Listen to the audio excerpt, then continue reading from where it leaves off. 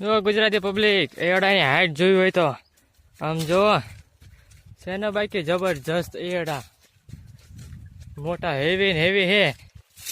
લગભગ આ એડાની હાઈટ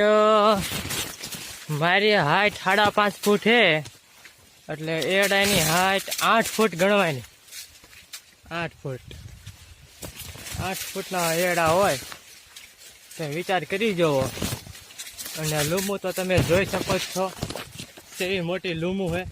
આ હાથ ઊંચો રાખીને હાલું એ રીતે વિડીયો બને છે એટલે તમે જુઓ બાકી છે ને લૂમું એકદમ જબરજસ્ત સમજો છે ને લૂમું એડાઈની એકદમ બિયારણ બાકી જબરજસ્ત છે એક એડા હારે